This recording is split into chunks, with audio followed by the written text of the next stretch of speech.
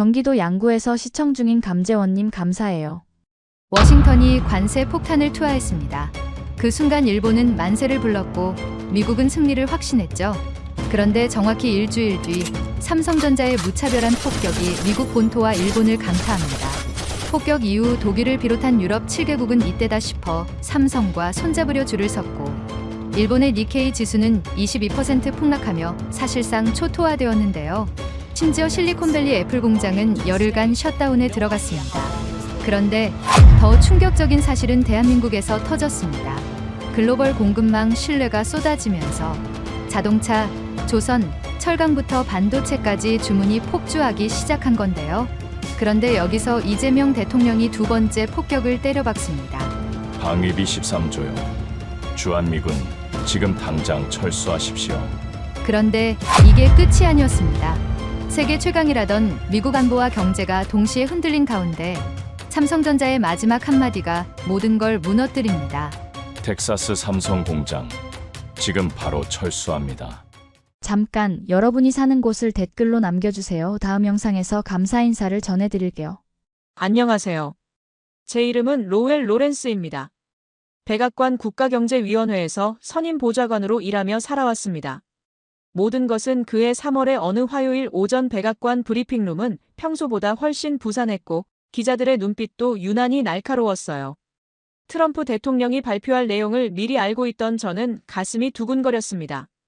한국산 반도체에 대한 100% 관세 부과 발표였거든요.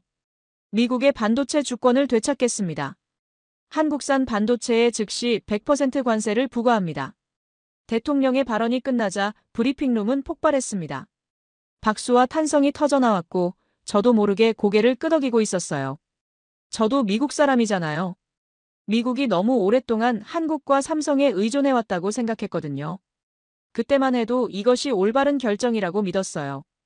그런데 제 생각이 깨지기까지는 채 1시간이 걸리지 않았었죠.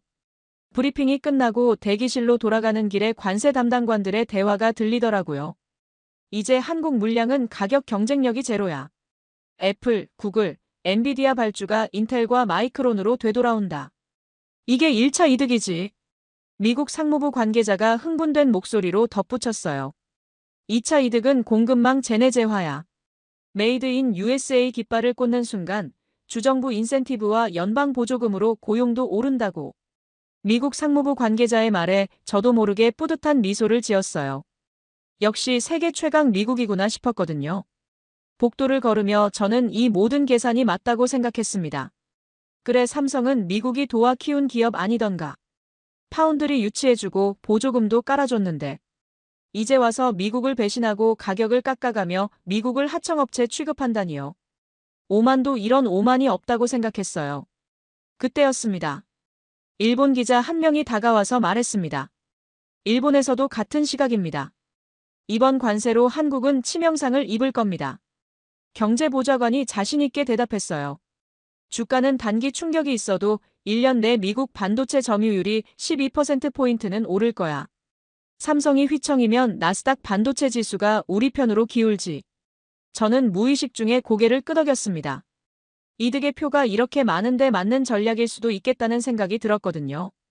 그런데 바로 그때였습니다. 복도 끝 자동문이 열리면서 마이클 크로우 기자가 나타났어요. 뉴욕타임스의 경제 전문 기자로 유명한 그가 종이를 흔들며 제게 다가왔습니다. 로웰, 관세는 앞면이고 뒷면이 있어요. 주한미군 방위비 13조 카드가 같이 돌고 있잖아요. 두 카드가 동시에 던져지면 삼성과 대한민국이 반사 이익을 볼 수도 있어요. 저는 당황했습니다. 압박인데 어떻게 이득이 된다니 그게 무슨 뚱딴지 같은 말이죠? 그러자 마이클이 침착하게 설명하더라고요. 안보와 경제를 같이 흔들면 시장은 안정성을 찾아 뛰어요. 삼성은 유럽과 대체 라우팅을 당장 열 수 있고 미국 내 여론은 주둔과 일자리 문제로 역풍이 불 수 있어요. 관세 프레이밍이 스스로 무너질 수 있다는 얘기죠. 그 순간 제 손끝이 잠깐 멈췄습니다. 혹시 우리가 오판한 걸까요? 마이클의 말이 계속 머릿속을 맴돌았어요. 지금까지 제가 보고 있던 그림이 일부분에 불과한 건 아닐까요? 그날 밤 집에 돌아와서도 마음이 썩 편하지는 않았습니다. 그때 가족 단톡방에 사위가 올린 메시지가 자꾸 눈에 띄었어요. 삼성 프로젝트 오늘 밤 추가 투입이라는 내용이었거든요. 사위는 한국계 미국인으로 실리콘밸리에서 일하고 있었는데 현장이 이렇게 분주한 이유가 뭐지 속으로 생각했죠. 그런데 다음날 출근길에서 저는 충격적인 소식을 들었어요. 출근길에 라디오에서 나온 뉴스에서 삼성전자 주가가 전날 대비 3% 상승이라는 소식이었거든요. 아니 관세 폭탄을 맞았는데 그것도 세계 최강 미국에서 트럼프가 한국산 반도체에 100% 관세를 부과했는데 주가가 오른다고요? 미국에서 경제 국방안보 전문 기자로 수년간 일한 저였지만 정말 이해할 수 없었습니다. 제 생각이 틀린 건가 싶어 사무실에 도착하자마자 동료들과 이야기를 나눠봤어요. 그런데 모두들 여전히 낙관적이더라고요. 단기 반등일 뿐이야. 곧 현실을 깨달을 거야라는 반응이 대부분이었죠. 그럼 그렇지 한국이 경제 규모도 미국보다 작고 주가도 불안정하니깐 일시적인 반등이겠지 생각했죠. 하지만 저는 점점 더 의심스러워지는 부분이 있는 것도 사실이었죠. 정말 내 계산이 맞는 거겠지라는 의문이 가슴 한쪽에 일어났어요. 그런데 그때였어요. 그날 오후 제가 마이크를 다시 만났는데 그가 던진 한마디가 제 운명을 180도 완전히 바꿔놓았습니다. 로웰, 진실을 알고 싶으면 현장을 봐야 해요. 워싱턴에 앉아서는 절대 알 수 없는 것들이 있어요. 무슨 이유인지 모르겠지만 그 말이 제 머릿속에 깊이 박혔습니다. 현장을 본다는 것. 지금까지 저는 보고서와 수치로만 세상을 판단해왔는데 정작 진짜 현실에서 대한민국이 어떤지 샅샅이 들여다보면 내 의심도 완전히 없어지겠지라는 생각이 들었죠. 다음 날 아침, 저는 평소보다 일찍 사무실에 도착했습니다. 마이클의 말이 밤새 머릿속을 떠나지 않았거든요. 그런데 비서가 제게 급한 회의가 있다고 알려왔어요. 장소는 시내 고급 호텔의 스위트룸이었습니다. 그런데 엘리베이터를 타고 20층으로 올라가면서 뭔가 이상한 예감이 들었어요. 평소 회의는 백악관이나 정부청사에서 하는데 왜 호텔일까요? 그때였습니다. 복도를 걸어가니 두툼한 커튼이 쳐진 방에서 낮은 목소리들이 들려왔습니다. 문을 열고 들어가자 예상대로 일본 관계자들이 앉아 있었어요. 사토 아야카라는 경제산업성 실장이 슬라이드를 준비하고 있었고 미국 강경파 의원들도 함께 자리했습니다. 은빛 아이스버킷 옆에는 각종 자료들이 정리되어 있었고 은은한 재즈 음악이 낮게 깔려 있었어요. 사토가 속삭이듯 말하기 시작했습니다. 포토레지스트와 고순도 불화수소를 말씀드리겠습니다. 2019년 우리가 규제했을 때 한국 성장률이 0.4%포인트 하락했고 코스피는 6% 급락했어요. 삼성 EUV 라인은 9일 내 재료 재고가 바닥났죠. 그녀가 다음 슬라이드를 넘기면서 더욱 자신있게 말했어요. 이번엔 재고 회전율을 더 낮춰서 3개월도 못 버틸 겁니다. 한국은 여전히 우리 소재에 의존하고 있거든요. 미국 강경파 의원이 만족스러운 표정으로 대답했습니다. 좋습니다. 삼성이 멈추면 인텔이 치고 올라오겠군요. 설계와 제조의 미국 내재화도 빨라지고 말이에요. 저는 뒤편 테이블에서 메모를 하면서 들었는데 정말 3개월이면 끝날까 하는 의문이 들었어요. 그렇게 단순할까요? 그때 제 머릿속에 어젯밤 가족 단톡방 메시지가 떠올랐습니다. 사위가 삼성 프로젝트 오늘 밤 추가 투입이라고 했는데 현장이 이렇게 분주한 걸 보면 뭔가 다른 준비를 하고 있는 건 아닐까요? 회의가 끝나갈 무렵 얇은 미소가 방 안을 돌았습니다. 모든 사람이 만족해하는 것 같았어요. 하지만 제 손가락은 자꾸 떨렸습니다. 뭔가 놓치고 있는 게 있는 것 같았거든요. 회의가 끝나고 복도로 나오자 애들러 헤인즈 기자가 기다리고 있었어요. 워싱턴 포스트의 국제부 탐사 기자로 유명한 그였는데 조용히 제게 다가왔습니다. 방금 들었죠? 일본은 여전히 2019년의 자화상에 갇혀 있어요. 그런데 대한민국은 그때 이후 소부장 내재화와 유럽 라우팅을 준비했다고 들었는데요. 저는 당황했습니다. 그래도 소재 병목은 여전히. 애들러가 제 말을 끊었어요. 병목이요? 한국은 이제 병목을 만든 쪽이 아니라 푸는 쪽입니다. 이 구도대로라면 폭격을 맞는 건 미국이에요. 삼성이 유럽과 중동으로 주문을 돌리고 미국 여론은 주둔과 일자리로 터질 겁니다. 그 말을 듣는 순간 제 가슴이 철렁했어요. 정말 그럴 수 있는 건가요? 지금까지 우리는 한국을 압박하면 굴복할 거라고 생각했는데 실제로는 다른 선택지들을 준비하고 있었던 건 아닐까요? 애들러가 진지한 표정으로 말했습니다. 당신이 직접 봐야 해요. 워싱턴에 앉아서는 절대 알 수 없는 현실이 있어요. 직접 본다는 것. 어디를 봐야 할까요? 그 질문이 제 머릿속에 맴돌기 시작했어요. 호텔을 나와 택시를 타고 사무실로 돌아가는 길에 저는 계속 생각했습니다. 정말 일본의 계산이 맞는 걸까요? 아니면 애들러의 경고가 맞는 걸까요? 사무실에 도착해서 관련 자료들을 다시 찾아봤습니다. 2019년 일본의 수출 규제 당시 한국의 대응을 분석한 보고서들이었어요. 처음엔 확실히 한국이 타격을 받았습니다. 하지만 시간이 지나면서 한국 기업들이 놀라운 적응력을 보였다는 내용도 있었어요. 특히 삼성과 SK하이닉스가 소재 다변화와 기술 개발에 엄청난 투자를 했다는 기록이 눈에 띄었습니다. 그리고 정부 차원에서도 소부장 강화 정책을 강력하게 추진했다고 되어 있었어요. 그렇다면 지금의 한국은 4년 전과는 완전히 다른 모습일 수도 있겠네요. 저녁 시간이 되어 집으로 돌아가는 길에 라디오에서 흥미로운 뉴스가 나왔습니다. 삼성전자 유럽 파운드리 시장 확대 계획 발표라는 내용이었어요. 관세 발표 이틀 만에 유럽 확대 계획을 발표한다고요? 이건 미리 준비된 계획인 것 같았어요. 그날 밤 저는 잠을 이루지 못했습니다. 낮에 들은 이야기들이 자꾸 엇갈렸거든요. 일본은 한국이 3개월도 못 버틸 거라고 했는데 애들러는 오히려 미국이 폭격을 맞을 거라고 했어요. 그리고 삼성의 유럽 확대 계획까지. 새벽에 잠깐 잠들었다가 악몽을 꿨어요. 미국의 반도체 공장들이 멈춰서고 실업자들이 거리로 쏟아지는 꿈이었어요. 꿈에서 깨어나 식은땀을 닦으며 생각했습니다. 정말 우리의 계산이 틀렸다면 어떻게 될까요? 다음 날 아침 출근길에 사위에게 전화를 걸었어요. 요즘 삼성 프로젝트가 바쁘다고 했는데 어떤 프로젝트야? 사위의 대답은 제게 또 다른 충격이었습니다. 유럽 고객사들과의 장기 계약 협상이에요. 관세 때문에 다들 대안을 찾고 있거든요. 그 순간 애들러의 말이 다시 떠올랐어요. 병목을 푸는 쪽이 한국이라는 말이요. 정말 한국이 우리의 압박을 역이용해서 다른 시장으로 확장하고 있는 건 아닐까요? 사무실에 도착해서 동료들과 이야기해봤지만 여전히 대부분은 낙관적이었어요. 일시적인 반등일 뿐이야. 결국은 우리 계산대로 될 거야 라는 반응이었거든요. 하지만 저는 점점 더 확신이 서지 않았습니다. 그때 비서가 들어와서 말했어요. 로웰 보좌관님, 한국 출장 계획을 잡으라는 지시가 내려왔습니다. 한국 출장이라고요? 제 심장이 빠르게 뛰기 시작했어요. 드디어 직접 눈으로 확인할 기회가 온 거네요. 애들러의 말이 다시 들렸습니다. 당신이 직접 봐야 해요. 이제 정말 현장으로 가서 진실을 확인해야 할 때가 온 것 같았어요. 과연 그곳에서 제가 무엇을 보게 될까요? 한국행 비행기 안에서 저는 계속 생각에 잠겨 있었습니다. 창밖으로 보이는 구름들이 마치 제 복잡한 심정을 대변하는 것 같았어요. 정말 한국에서 무엇을 보게 될까요? 일본의 예측이 맞을까요? 아니면 애들러의 경고가 현실이 될까요? 인천공항에 도착하자 삼성전자에서 나온 담당자가 저를 맞이해 주었습니다. 장재원이라는 기술 고문이었는데 50대 후반의 인상 깊은 분이었어요. 로웰 보좌관님, 오늘 저희 본사에서 특별한 프레젠테이션을 준비했습니다라고 말하며 정중하게 인사했어요. 서울 시내로 이동하는 차 안에서 장재원 고문이 말했습니다. 미국에서는 저희를 어떻게 보고 계신가요?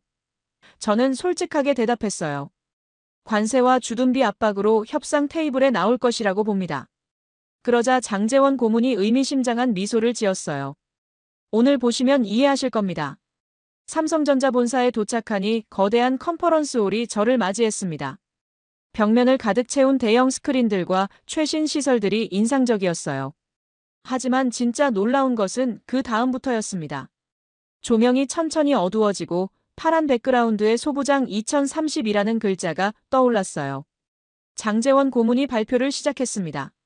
EUV용 포토레지스트, 파일럿 수율이 92%에서 96%로 향상되었습니다. 고순도 HF는 국내 합성 라인 안정화가 완료되었고요. EUV 노광 조건 자동 최적화로 결합 맵 실시간 보정이 가능해졌습니다. 저는 깜짝 놀랐어요. 이건 단순한 보고서가 아니라 실제 가동 데이터였거든요. 장재원 고문이 손짓하자 유리병 너머 데모룸의 자동 계측 그래프들이 실시간으로 오르락내리락 하는 게 보였어요.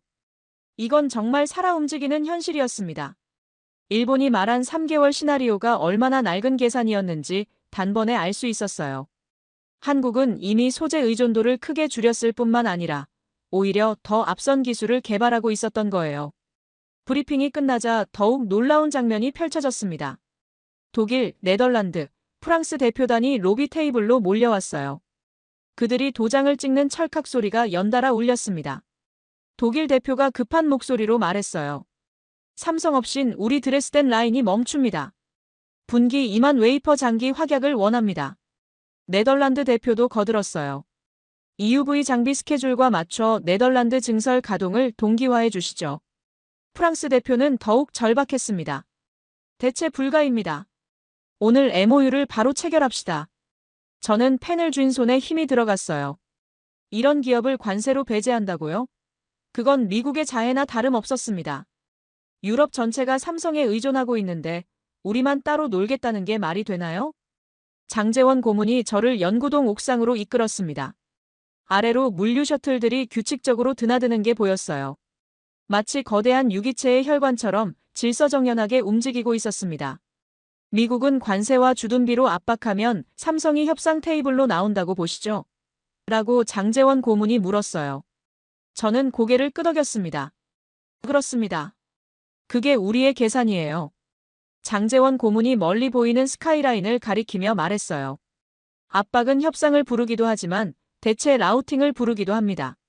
오늘 보셨죠? 유럽이 먼저 줄을 섰어요. 반면 텍사스는 절반 감산의 2030년 철수 검토 상황입니다. 공급망은 투표합니다. 그 말을 듣는 순간 숨이 막히는 것 같았어요. 이건 폭격이군요.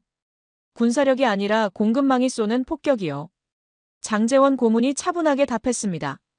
폭격이라기보다 현실 통보죠. 신뢰 없는 곳에 생산은 없습니다.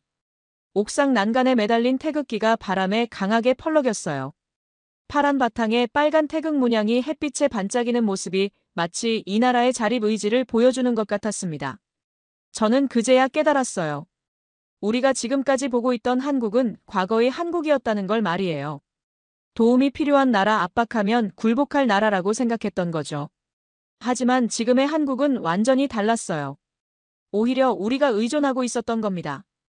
연구동을 둘러보며 더욱 충격적인 사실들을 알게 되었어요. 삼성의 기술력은 이미 세계 최고 수준이었고 특히 EUV 공정에서는 다른 어떤 기업도 따라올 수 없는 경지에 도달해 있었습니다. 한 연구원이 설명해 주었어요. 저희는 이제 단순히 반도체를 만드는 게 아니라 반도체 생태계 전체를 디자인하고 있어요. 소재부터 장비 공정, 패키징까지 모든 것을 통합적으로 관리하죠. 이 말을 듣고 저는 전율을 느꼈습니다. 우리가 관세를 부과한 건 단순한 제조업체가 아니라 전 세계 디지털 문명의 핵심 인프라를 담당하는 기업이었던 거예요. 저녁 시간이 되어 호텔로 돌아가는 길에 장제원 고문이 마지막으로 한 말이 저를 완전히 바꿔놓았습니다. 로웰 보좌관님, 미국과 한국은 경쟁 관계가 아닙니다. 함께 세계를 이끌어가야 할 파트너예요. 하지만 파트너십은 신뢰 위에서만 가능하죠. 압박과 위협으로는 진정한 협력을 만들 수 없어요. 호텔방에 혼자 앉아 하루 종일 본 것들을 정리해보니 머리가 복잡해졌어요. 일본의 분석은 완전히 틀렸고 오히려 애들러의 경고가 현실이 되고 있었어요. 한국은 우리의 압박을 기회로 삼아 유럽과의 관계를 더욱 강화하고 있었고 미국은 점점 고립되어 가고 있었습니다. 그날 밤 저는 워싱턴에 긴급 보고서를 작성했어요. 한국의 기술력과 대응 능력을 완전히 과소평가했다. 현재의 정책을 재검토해야 한다는 내용이었습니다. 하지만 과연 이 보고서가 받아들여질까요? 창밖으로 보이는 서울의 야경이 마치 미래를 향해 달려가는 도시의 에너지를 보여주는 것 같았어요. 저는 이제 확신했습니다. 우리가 잘못된 길을 가고 있다는 것을요. 서울에서 돌아온 저는 완전히 다른 사람이 되어 있었습니다. 비행기 안에서 계속 생각했어요. 과연 워싱턴의 동료들이 제 보고서를 믿어줄까요? 한국에서 본 현실과 워싱턴의 인식 사이에는 너무나 큰 간극이 있었거든요.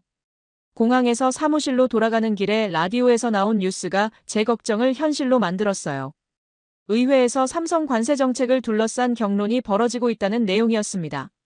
미국 내부가 갈라지기 시작한 거예요. 다음 날 의회 청문회가 열렸습니다.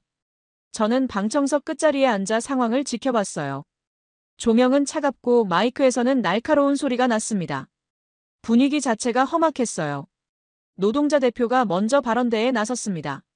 삼성이 빠지면 제 공장 2만 명이 길거리에 나앉습니다. 목소리가 떨리고 있었어요. 실제로 현장에서 일하는 사람들의 절박함이 고스란히 전해졌습니다. 친노조 성향의 주지사 대표도 거들었어요. 관세 철폐 없이는 주 재정이 무너집니다. 실업급여만으로도 예산이 바닥날 상황이에요. 하지만 강경파 의원들은 여전히 고집을 부렸습니다. 삼성을 더 누르라. 희생 없이 주권은 없다. 망치 소리가 쨍하게 울리고 야유와 박수가 엇갈렸어요. 저는 손에 쥔 두 개의 문서를 번갈아 보고 있었습니다. 하나는 CDS 프리미엄 보고서였고 다른 하나는 주한미군 13조 브리핑 문건이었어요. 이 두 문서가 마치 서로를 증폭시키는 도화선처럼 보였거든요.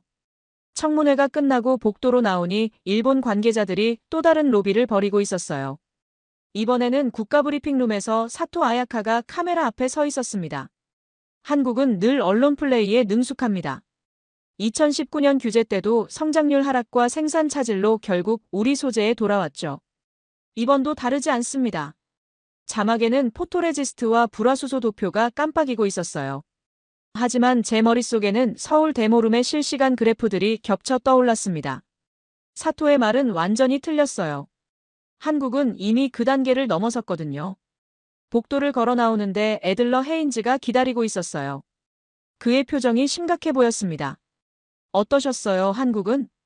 애들러가 물었어요. 저는 한숨을 쉬며 답했습니다. 안보 즉 주둔비와 경제 즉 관세를 같이 흔들면 협상력이 생길 줄 알았어요. 그런데 시장은 불안에 먼저 반응하더군요. 우린 뭘 얻죠? 애들러가 고개를 저었어요. 읽습니다. 텍사스를 보세요. 공장은 거짓말을 모릅니다. 삼성이 미국을 떠나는 시나리오를 시작하면 의회도, 주지사도, 월가도 같이 흔들립니다. 그 말을 듣고 저는 마음을 굳혔어요. 좋아요. 텍사스로 가죠. 보고 판단하겠습니다. 정치가 아니라 눈으로요. 바깥 계단으로 나가니 바람이 제 서류를 한 장 넘겼어요. 페이지 끝에는 연필로 적힌 제 메모가 보였습니다. 공급망은 투표한다. 장제원 고문의 말이었죠. 이 말이 계속 머릿속을 맴돌았어요. 사실 그때까지만 해도 저는 미국의 힘을 과신하고 있었습니다. 우리가 원하면 다른 나라들이 따라올 수밖에 없다고 생각했거든요. 하지만 서울에서 본 현실은 완전히 달랐어요. 한국은 우리의 압박을 기다리고 있었던 게 아니라 이미 다른 길을 준비하고 있었던 겁니다. 그날 저녁 뉴스에서 더욱 충격적인 소식이 나왔어요. 삼성전자 유럽 반도체 연구개발센터 설립 발표라는 내용이었습니다. 관세 발표 일주일 만에 유럽 투자를 확대한다는 거예요. 이건 분명 미리 준비된 계획이었을 거예요. 집에 돌아와 가족들과 저녁을 먹으면서 사위에게 물어봤어요. 요즘 실리콘밸리 분위기는 어때? 삼성 관세 때문에 변화가 있어? 사위의 대답이 또 다른 충격이었습니다. 오히려 삼성과 더 가까워지려는 회사들이 늘고 있어요. 관세 때문에 미국 내 생산이 불안해지니까 직접 아시아나 유럽에서 조달받으려는 거죠. 이게 바로 애들러가 말한 역풍이었어요. 우리가 삼성을 압박하려고 한 관세가 오히려 미국 기업들을 불안하게 만들고 그들이 다른 길을 찾게 만들고 있었던 거예요. 그날 밤 잠자리에 누워서도 계속 생각했습니다. 의회에서 보인 분열, 일본의 낡은 분석, 그리고 한국의 현실 사이의 간극이 너무 컸어요. 우리는 마치 과거에 머물러 있으면서 미래와 싸우려 하고 있었던 거죠. 새벽에 일어나 이메일을 확인하니 텍사스 출장 일정이 잡혀 있었어요. 드디어 미국 내 삼성 공장을 직접 볼 기회가 온 거였습니다. 과연 그곳에서는 무엇을 보게 될까요? 사실 저는 두려웠어요.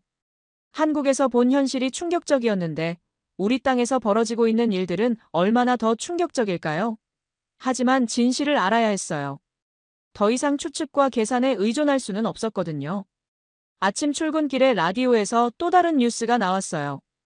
텍사스 반도체 공장 지역, 고용 불안 확산이라는 내용이었습니다.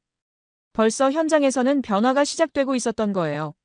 사무실에 도착해서 동료들과 이야기해봤지만 여전히 대부분은 현실을 받아들이지 못하고 있었어요.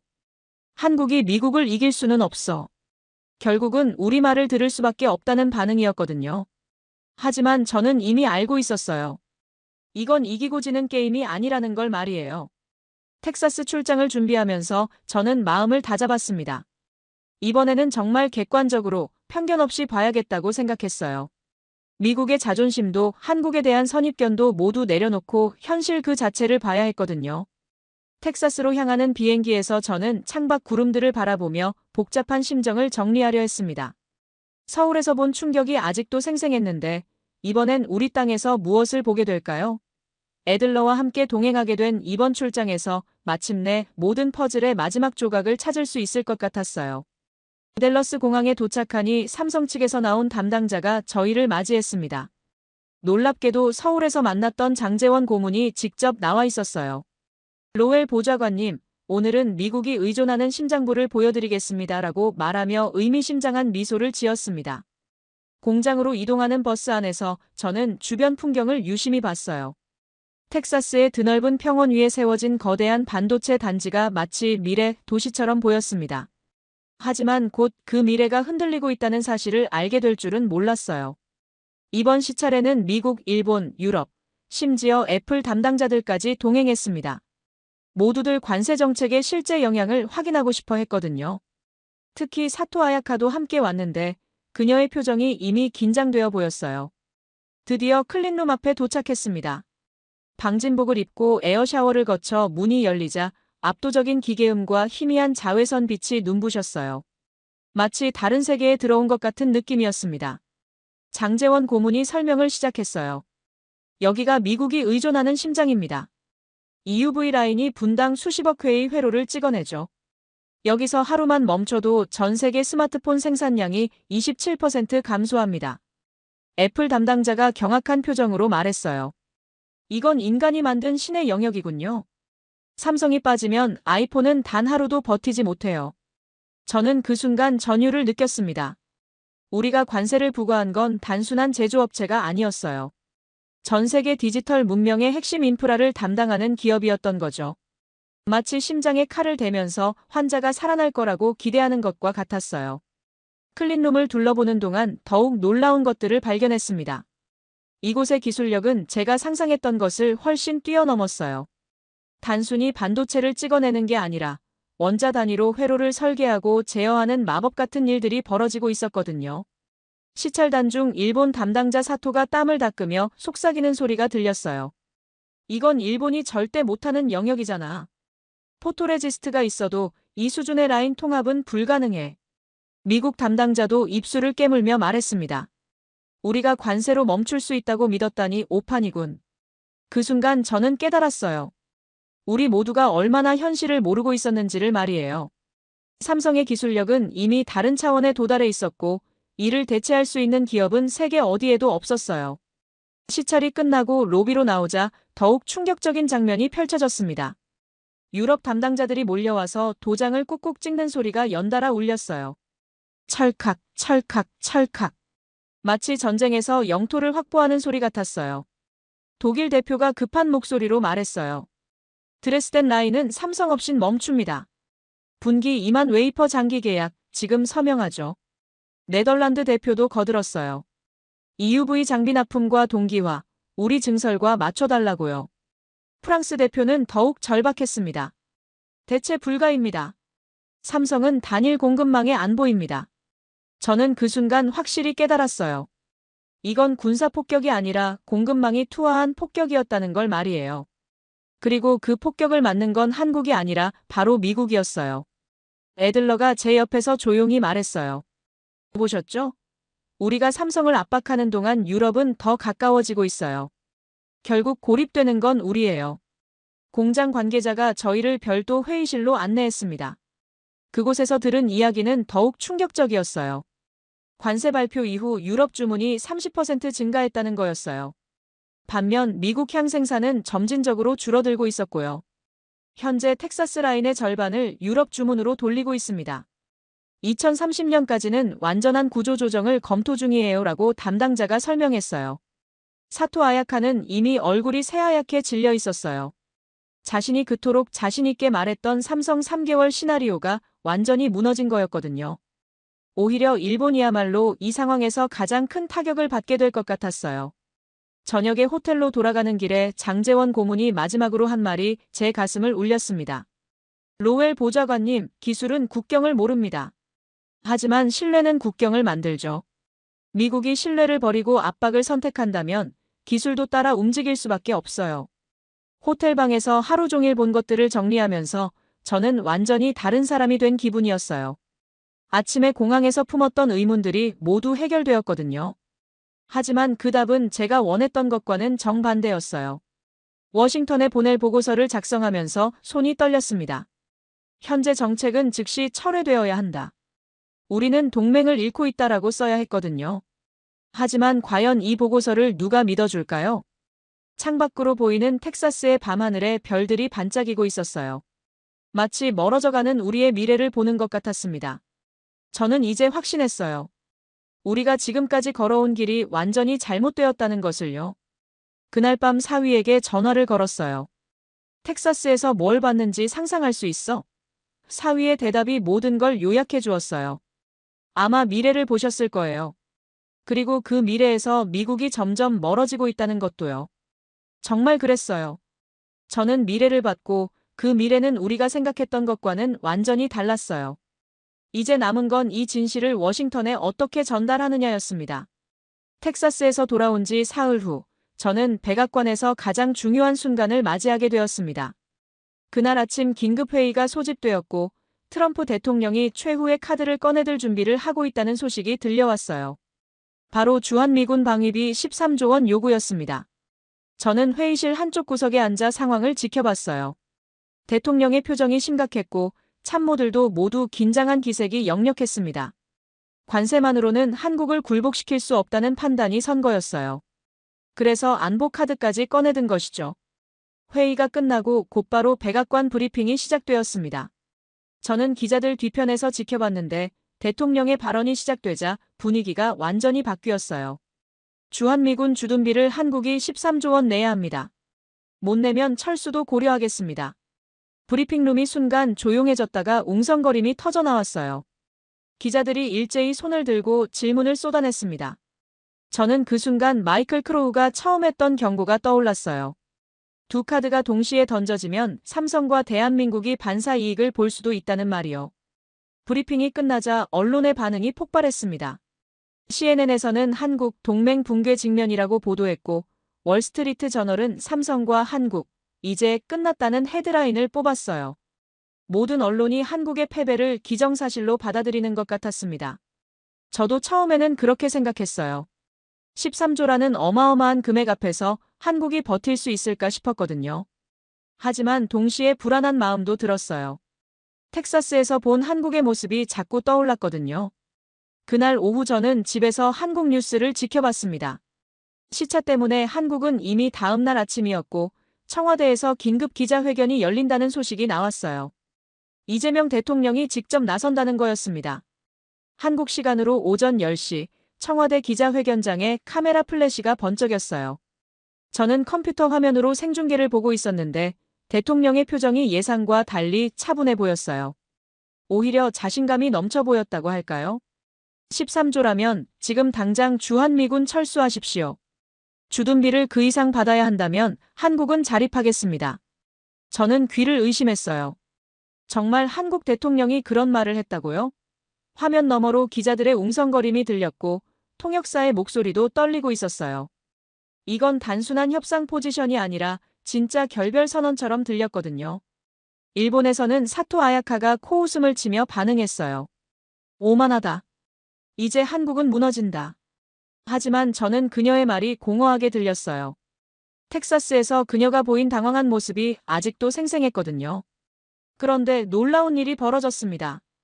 대통령 발언 직후부터 시장이 요동치기 시작한 거예요. 하지만 우리가 예상한 방향과는 정반대였어요. 한국 증시가 7% 급등했습니다. 국가 신용등급도 상향 조정되었고요.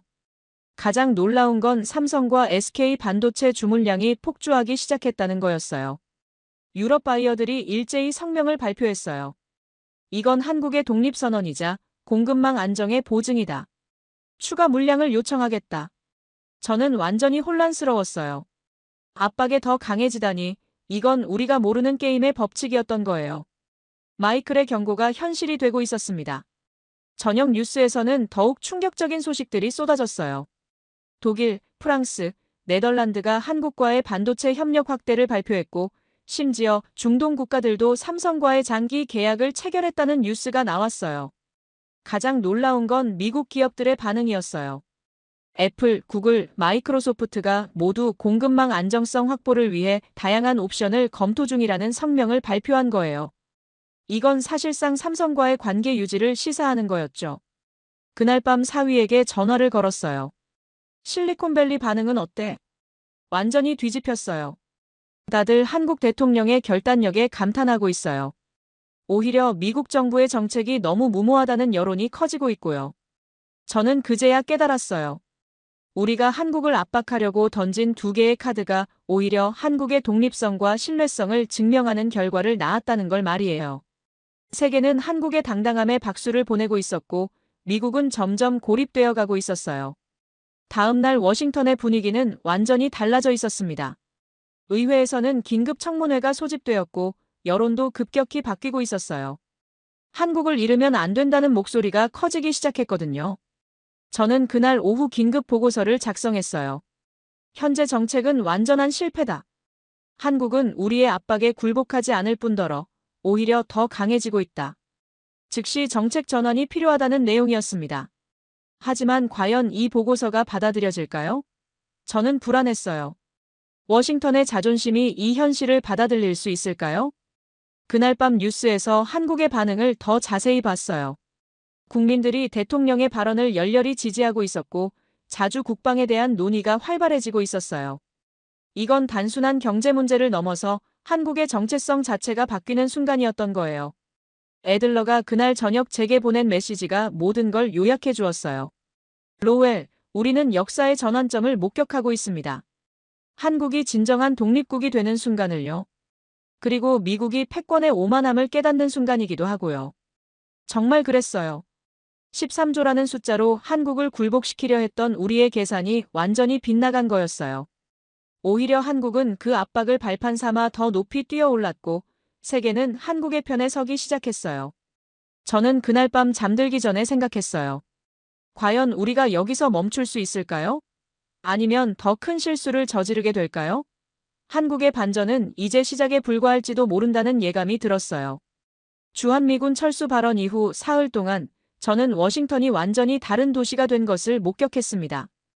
백악관 복도에서 들리는 발소리도 평소보다 빨라졌고, 긴급회의가 연일 이어졌어요. 하지만 정작 해결책은 보이지 않았습니다. 오히려 상황은 걷잡을 수 없이 악화되고 있었거든요. 그날 아침 저는 일찍 사무실에 나와 해외 언론 반응을 정리하고 있었어요. 파이낸셜 타임스는 한국의 독립선언, 아시아 지정학 지형 변화라는 제목으로 특집 기사를 실었고, 르몽드는 미국 패권의 균열이라고 분석했습니다. 세계가 이 사건을 단순한 동맹국 간 갈등이 아니라 국제 질서의 변화로 보고 있었어요. 오전 10시경 비서가 급하게 들어와서 말했어요. 로웰 보좌관님, 워싱턴 광장에서 대규모 시위가 벌어지고 있습니다. 지금 당장 가보시는 게 좋을 것 같아요. 저는 서둘러 현장으로 향했습니다. 지하철역에서 나오자마자 사이렌 소리와 확성기 소리가 들렸어요. 수천 명의 사람들이 피켓을 들고 모여 있었는데 그 내용이 제가 예상했던 것과는 완전히 달랐어요. 삼성 반도체 없이는 미국도 없다. 한 노동자가 목이 터져라 외치고 있었습니다. 애플 공장에서 일한다는 다른 노동자도 거들었어요. 삼성 없으면 우리도 죽는다. 관세 철폐하라. 드럼 소리, 야유 박수가 동시에 터져나왔어요. 저는 그 소리들 속에서 미국의 진짜 목소리를 들었습니다. 정치인들의 계산과 달리 현장에서 일하는 사람들은 현실을 정확히 알고 있었던 거예요. 시위대 한가운데에서 한 중년 남성이 발언하고 있었어요. 제 아들이 삼성 텍사스 공장에서 일해요. 관세 때문에 생산량이 줄어들면서 벌써 절반이 해고 통보를 받았어요. 이게 미국을 위한 정책이라고요? 또 다른 여성이 눈물을 흘리며 말했어요.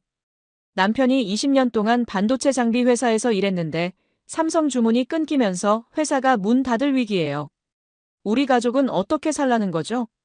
저는 그 순간 가슴이 먹먹해졌어요. 워싱턴에서 책상 앞에 앉아 계산하던 것들이 실제로는 수많은 가족들의 생계와 직결되어 있었던 거죠. 우리의 정책이 한국을 압박하려다가 결국 우리 국민들을 벼랑 끝으로 내몰고 있었어요. 경찰이 시위대를 해산시키려 했지만 쉽게 되지 않았어요. 사람들의 절박함이 너무 컸거든요. 저는 그 모습을 보면서 애들러의 경고가 떠올랐어요. 의회도 주지사도 월가도 같이 흔들릴 것이라고 했던 말이요. 오후에 백악관으로 돌아오니 더욱 충격적인 소식이 기다리고 있었어요. 트럼프 대통령이 국내 반발을 잠재우려고 돌연 일본에 50% 관세를 부과하겠다고 발표한 거였습니다. 브리핑룸에서 대통령이 말했어요. 일본도 공정해야 한다. 미국이 손해보는 무역은 용납할 수 없다. 일본 제품에 50% 관세를 부과하겠다. 저는 그 순간 사토 아야카의 얼굴이 떠올랐어요. 과연 그녀가 이 소식을 듣고 어떤 반응을 보일까요? 기다릴 필요도 없었어요. 곧바로 일본 언론에서 속보가 나왔거든요. 도쿄에서 긴급 기자회견이 열렸고 사토가 기자들 앞에 나섰어요.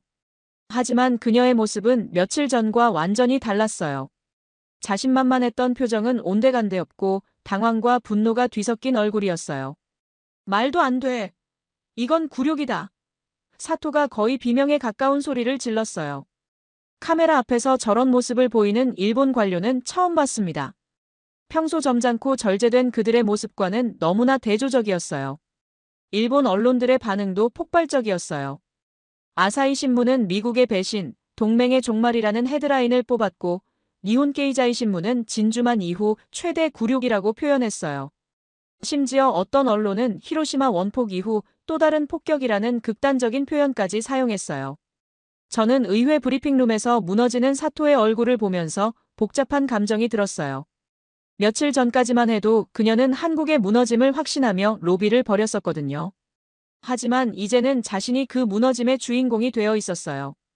그날 저녁 애들러와 함께 저녁을 먹으면서 상황을 정리해봤어요. 결국 우리가 진짜 적을 잘못 봤던 건가요? 라고 제가 물었어요. 애들러가 고개를 끄덕였어요. 처음부터 잘못된 게임이었어요. 한국을 압박하려다가 일본까지 잃고 결국 이 전쟁의 승자는 한국뿐이에요. 정말 그랬어요.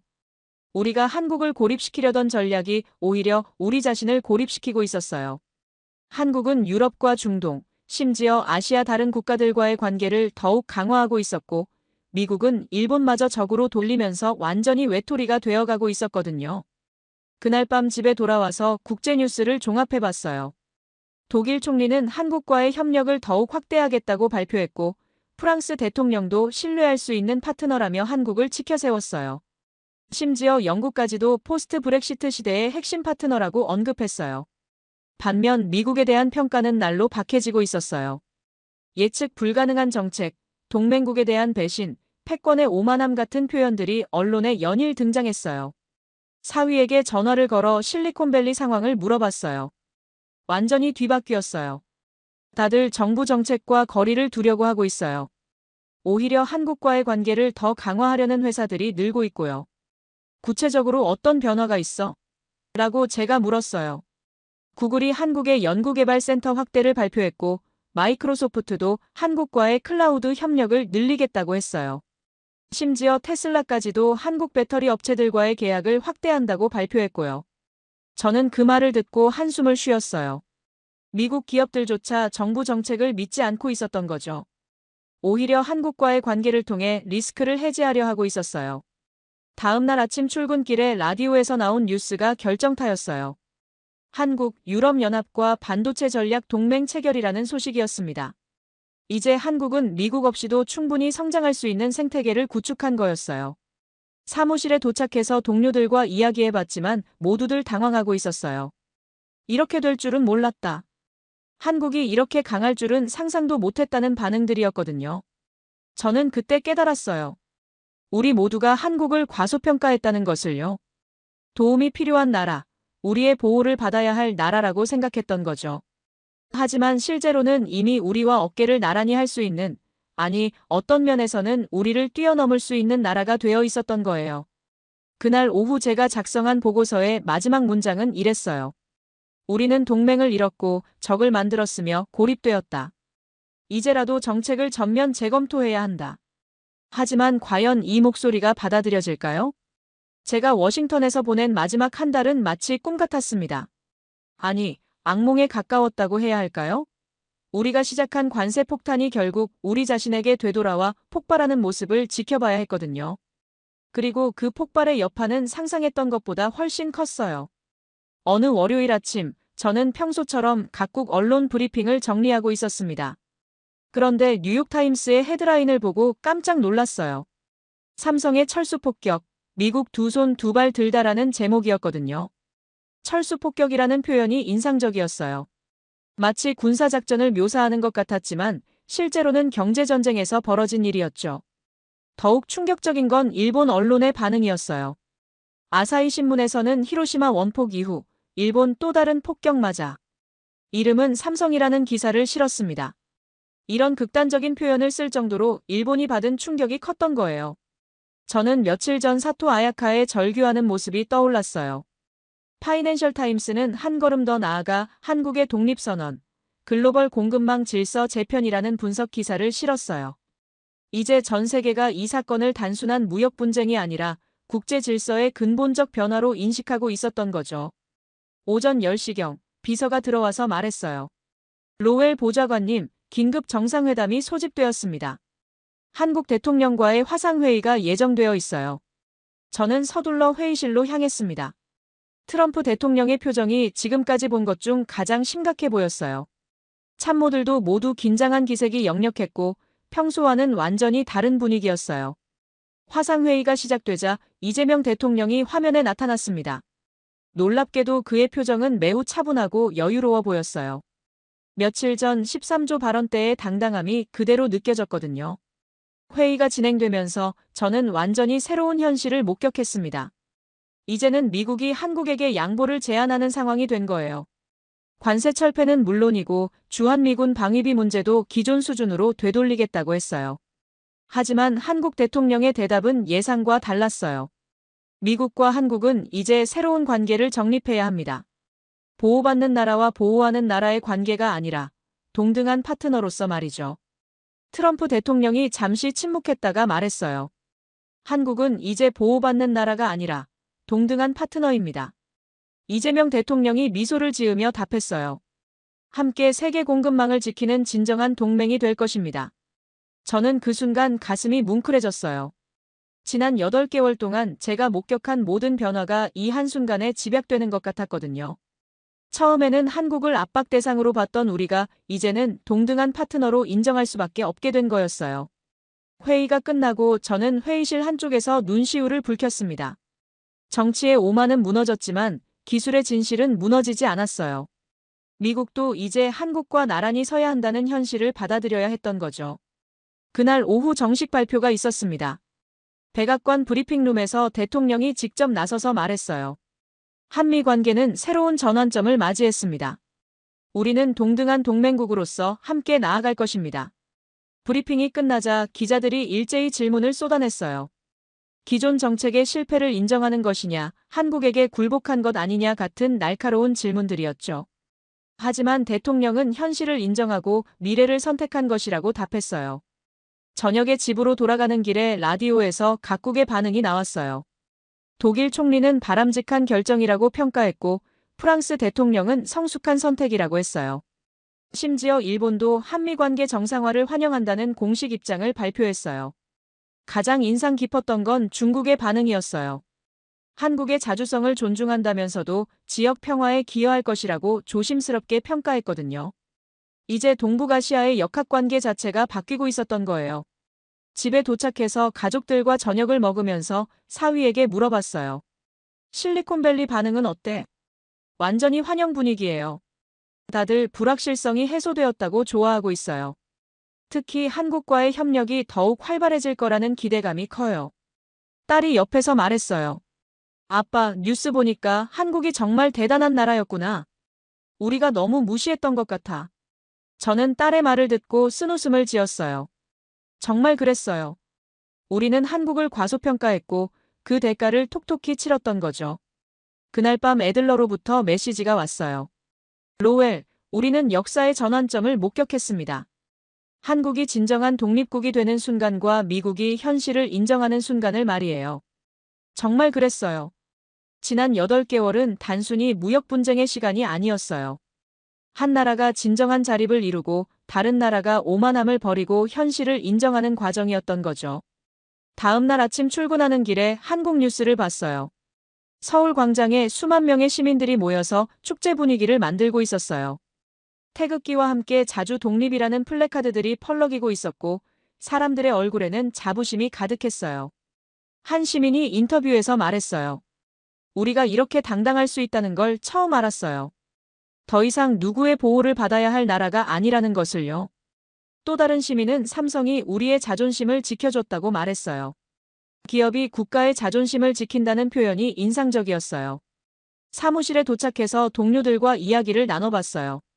모두들 복잡한 심정이었어요. 결국 우리가 졌네라는 사람도 있었고 이게 더 나은 결과일지도 모른다는 사람도 있었어요. 저는 그때 깨달았어요. 이건 승부의 문제가 아니었다는 것을요. 서로를 이해하고 인정하는 문제였던 거죠. 한국은 더 이상 보호받아야 할 나라가 아니라 함께 세계를 이끌어갈 파트너였고 미국은 그 현실을 받아들여야 했던 거예요. 마지막 주 금요일, 저는 개인적으로 한국 대사관을 방문했어요. 장제원 고문이 워싱턴에 와 있다는 소식을 들었거든요. 그를 만나서 마지막 인사를 하고 싶었어요. 로웰 보좌관님, 그동안 많이 변하셨네요. 라고 장제원 고문이 말했어요. 저는 고개를 끄덕였어요. 한국에서 그리고 텍사스에서 본 것들이 저를 완전히 바꿔놓았어요. 정말 감사합니다. 앞으로 우리는 진정한 파트너가 될 수 있을 겁니다. 압박과 굴복의 관계가 아니라 신뢰와 협력의 관계로 말이에요. 그의 말을 듣고 저는 마음이 뭉클해졌어요. 지난 8개월 동안의 여정이 결국 이 순간을 위한 것이었구나 싶었거든요. 대사관을 나서면서 워싱턴의 거리를 천천히 걸었어요. 이 도시에서 보낸 20여 년의 세월 중에서 가장 의미 있는 시간이었던 것 같아요. 처음으로 제 안의 오만함을 깨뜨리고 다른 나라와 다른 문화를 진정으로 이해할 수 있게 된 시간이었거든요. 그날 밤 집에서 지난 8개월을 정리하며 일기를 썼어요. 한국은 우리에게 가장 소중한 교훈을 주었다. 진정한 동맹은 힘의 논리가 아니라 상호 존중에서 나온다는 것을. 그리고 기술과 혁신 앞에서는 모든 나라가 겸손해져야 한다는 것을. 지금 이 이야기를 들려드리는 시점에서 돌아보면 그때의 변화가 얼마나 중요했는지 더욱 명확해집니다. 한국과 미국은 정말로 동등한 파트너가 되었고 그 결과 두 나라 모두 더 강해질 수 있었어요. 때로는 위기가 기회가 되고 갈등이 더 깊은 이해로 이어질 수 있다는 걸 배웠습니다. 그리고 무엇보다 중요한 건 어떤 나라든 과소평가해서는 안 된다는 교훈이었어요. 작은 나라라고 생각했던 한국이 실제로는 세계를 움직일 수 있는 힘을 가지고 있었거든요. 앞으로 제가 정책을 결정할 때는 절대 이 교훈을 잊지 않을